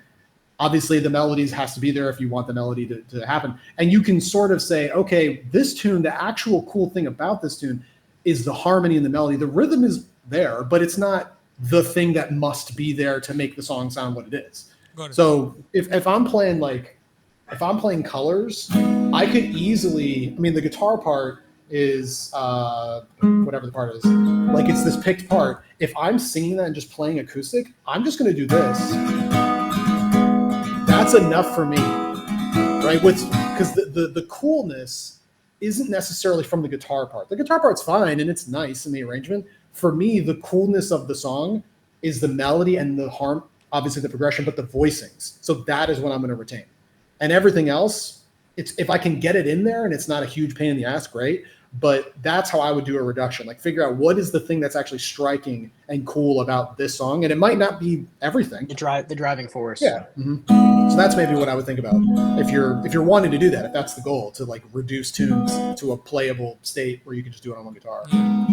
Because I grew up listening to Kill Switch Engage and Bullet for My Valentine, and the acoustic versions of those songs sounded just as magical. So like somewhere like back of my head, that's something that I would wanna like. I don't think that would be like the sole goal. Obviously, like we are prog guys. We like it would be better to like experiment a lot and stuff. But that's one of the things that I would wanna like to do. Yo, Prey Rock, dude. Remember when I was on the podcast, I said I wrote Catapult as an acoustic song first. I do remember, Yeah. Catapult was an acoustic song first, Yeah. and now it's like an overdriven song with Sam. with vocals with Sam. But that might be a thing to do. Like write a song with acoustics and then scale it up. Yep. and then be like, oh shit, this song's actually sick, you know, with everything Yeah. fully arranged and Yeah. you know, distorted guitars, and you know, there's this other part, and then just like, but you already have it, you know, in your Right. pocket Yeah, acoustically yeah. to play, you know. I would say I scale up more often than I scale down I want to work on scaling up. because I write almost exclusively on the guitar, and Mhm. I'm not comfortable sitting down. I mean, I'm not. We don't have to. Doesn't have to be a therapy session, but when my brain works and I'm in you know, a creative flow and I'm, you know, actively in the DAW and putting things together, I usually wait until I have 2 or 3 sections that sound, you know, like a self-sufficient composition on their own on the guitar. It's You a know, great before I idea. even and as I'm doing that, I mean, I'm thinking about the drums and the bass and whatever other you know, layers of the arrangement Yeah, that's cool. factor in. But it's like, honestly, part of why it sometimes takes me as long as I do to adapt ideas to a full arrangement is just the fact that I get them to a point on the guitar where they're kind of self-sufficient, and I could kind of be that dude that, you know, no one likes at the party that grabs the acoustic guitar from the corner and plays, you know, like Dynamite Frenzy or whatever else just on its own. That'd be sick. Yeah, you know, one day, when I get to the second date, I'll keep it in mind. But, you know, yeah, I mean, I think I kind of subconsciously follow that. I think it's a good idea. I mean, if it's kind of the same thing as songwriters, like most songwriters, a lot of what they do is just like they sit down with a piano and vocal or guitar and vocal, Yep. and they get that to be really strong, and then they go create the arrangement. Because if the song is strong, the arrangement, as long as it doesn't like ruin the song, I mean, as long as it's the right arrangement, it just enhances. Mine is like different every single time.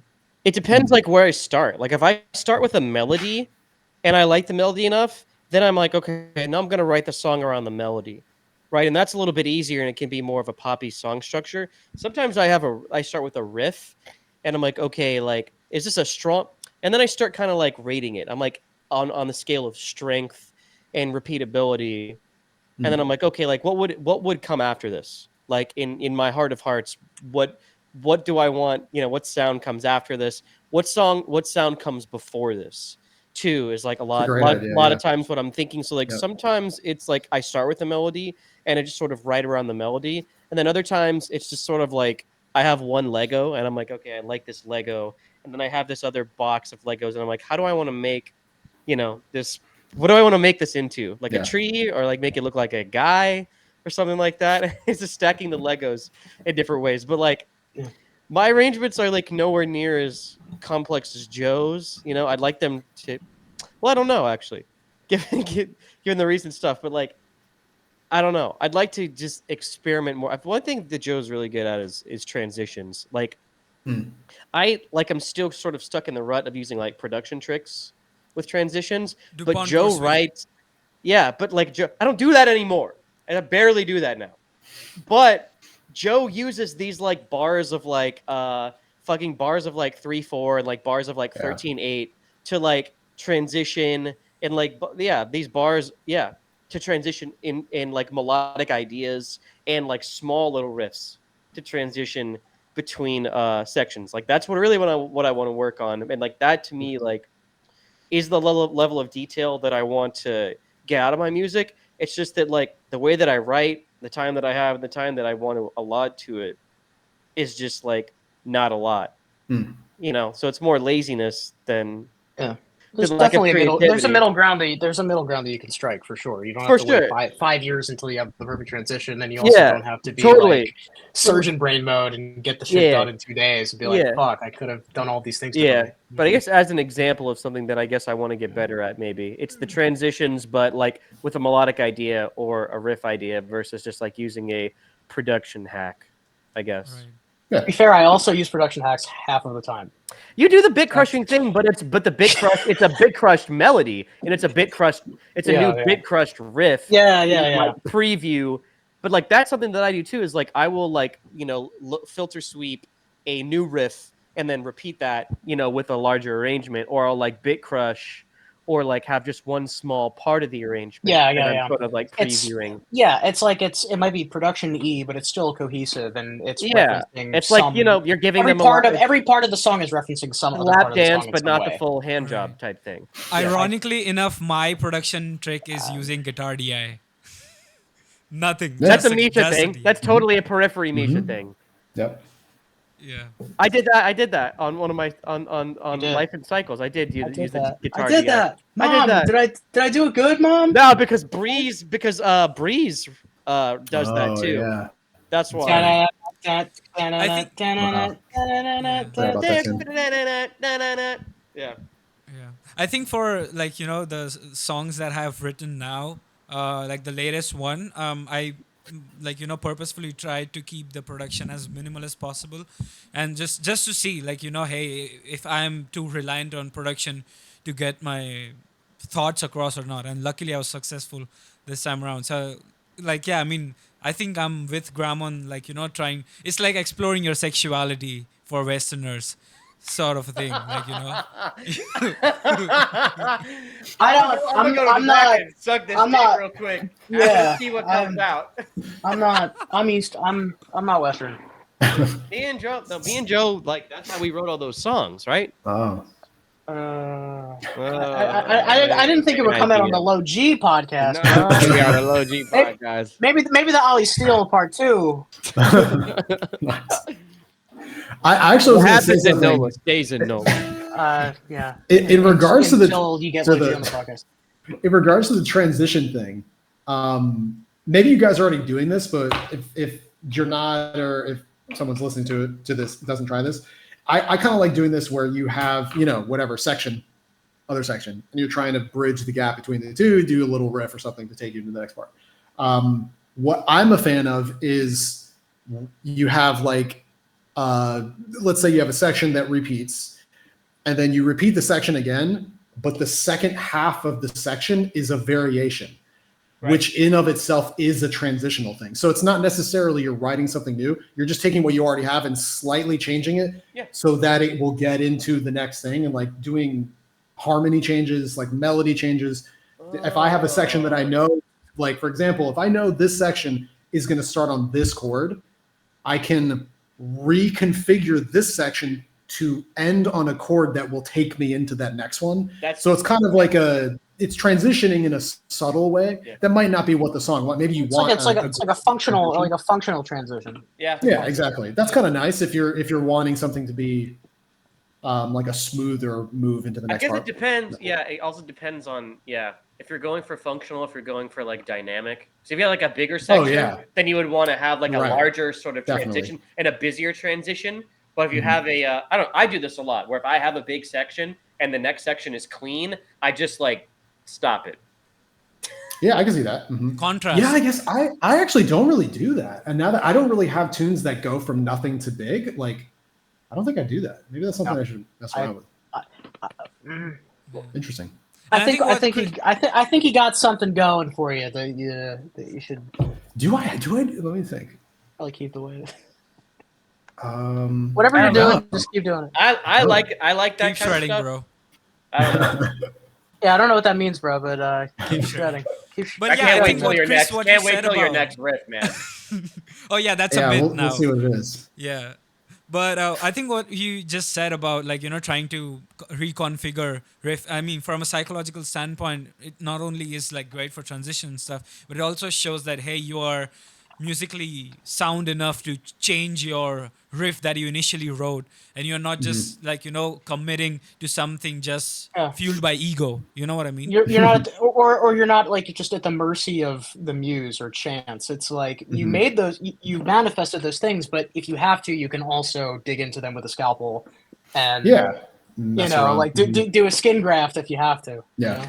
I'm also a doctor, by the way. Nice. Thanks, man. Is there a moment where I do that? I'm still thinking. Bro, we got bro stuck. We got bro stuck right now. That's what stuck him, dude. We've been at this for a minute. We're 2 hours in. That's nuts. We got bro stuck right now. I don't think I do actually. We broke him. We broke his brain. Yeah, no, it's usually like moments. I guess I'm just going off of that album. It's usually moments that have like a big climax, they end, and then it's a slow drop into a slow section, and then it's like a really long build. That's usually how it works, if I'm not mistaken. Yeah. All right. So it's not like drastic like this, even though that might be cool. There's one part in the middle of AIM, in the middle, where it's like na ni na na na na na, and it's like a key change or something, and then it goes into that like redo of the vocals, and it's like da da da. Yeah, different rhythm. Yeah. But it's like the melody. It's like or something like that. I'm like, what is he? What is that? Yeah. Is that a key? That's got to be like a key change or something. That is my. You have that like top melody.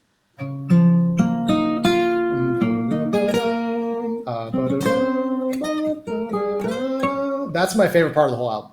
Okay. I think that's, and I knew before I even showed Graham that would be his favorite part too. I love that because part. No, dude, when I should tell people your music, I'm like, listen to AIM, and then just come back. Cool. Yeah. I think the climax of that song's super awesome too. I can't remember if it was AIM or Fire that got me originally, but it was I think it was a playthrough that you had on your Instagram with like 3 views. Into Fire, and I was like, is what the fucked fuck? up. AIM into Fire is fucking crazy. I mean, it's kind of disappointing that you don't have a song called Scream and then AIM and then Fire, something like that. Right. Yeah, that's true. That moment, that melody.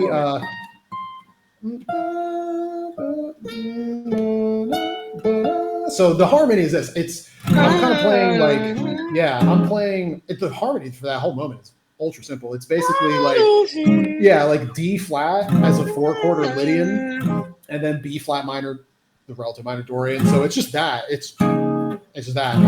And then the chord eventually goes. That's just. Is that like flat 2 major 7 or something? So I'm thinking that's the key. So for me, I look at this as the 5 of 2. Okay. Like we're about to go, like that's what it is. But then I just go here instead. So I just resolve to the different chord, and that's the.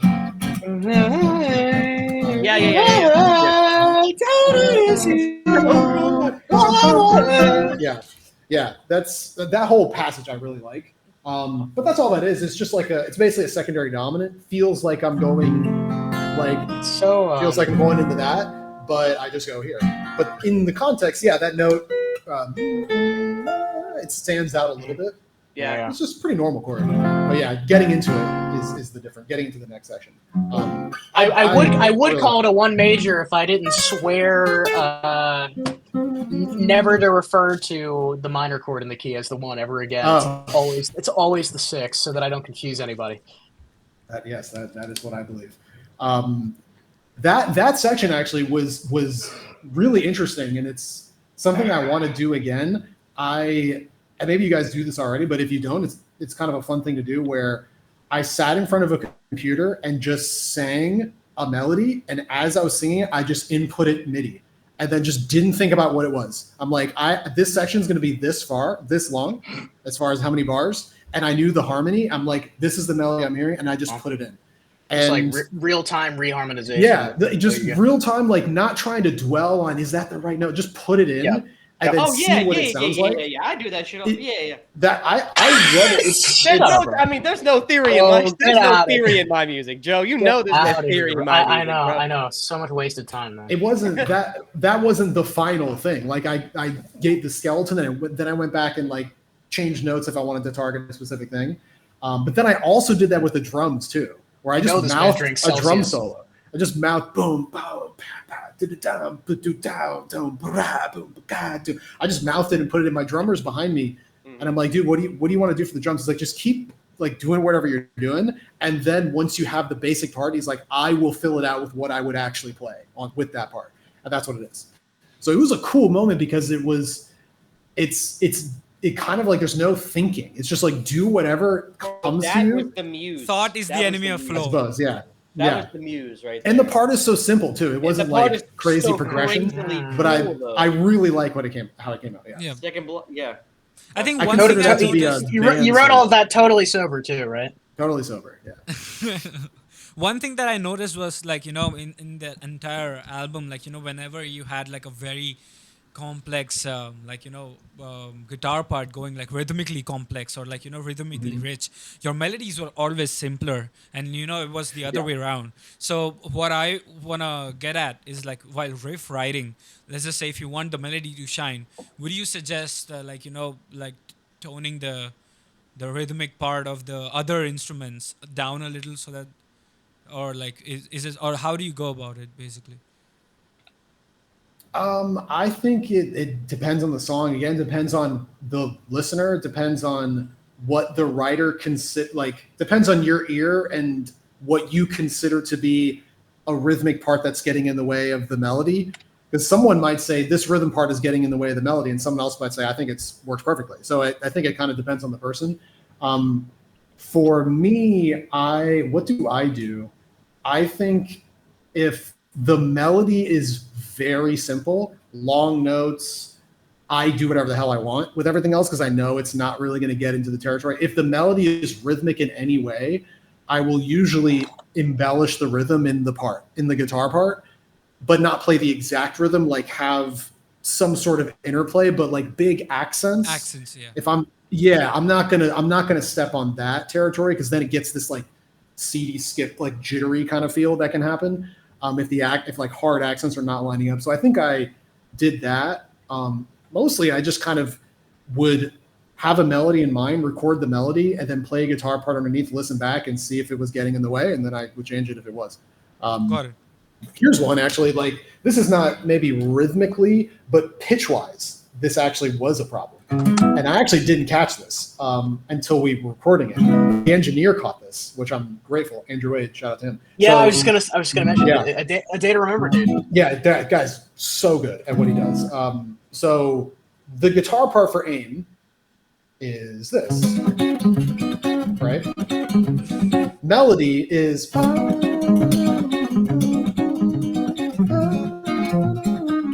the melody. Yeah. First note of the first chord is 2. So that's the first note. Originally, when I was playing this, my riff was this. Excuse me. It's actually the same riff as the one on B flat. It was just a copy and pasted riff. Play it here, go back. Easy. Yep. And then when I was in the the whole time, I'm like, yeah, riff, great. Sounds good. Melody, sounds good.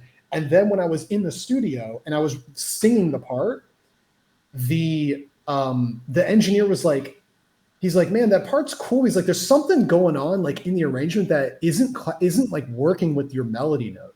And I'm thinking like, I think it's fine. And I'm listening back. I'm like, wait, oh shit. The guitar part is playing flat 3 and I'm singing 2. And not that you're not going to get arrested for doing that, but that was the thing. And so I brought back a different DI because I reamped all the guitar. I brought back a different DI with this, with the melody note in the guitar part, and it fixed all the problems. Yeah, because now the melody that I had in the guitar was matching the melody of the vocal. So that little things like that, I'm like, man, I remember going back, I'm like, I can't believe I didn't catch that. Like I've listened to this so much, but I was so grateful that he caught that because I know I would have caught it later and it would have annoyed me to no end. The fact that I would hear me singing and then I'd be playing this at the same time. Again, not the end of the world, but it just works better. So that was really I don't think I wouldn't be able to tolerate it either. I think we have I would just hear it every time. It would just be this same like flavor of OCD, freaking like knife in my ear every time I would hear it. So and I kind of like the riff better. I think it sounds cool.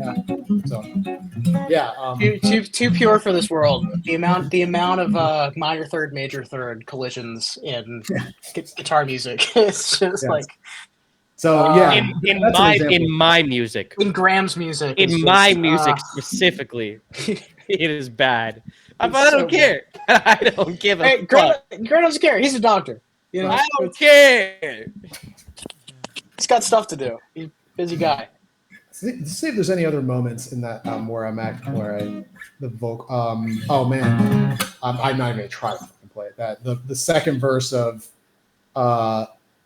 Follow is insanely difficult, and that was there to kind of embellish certain moments of the melody. I'm not gonna try to play it.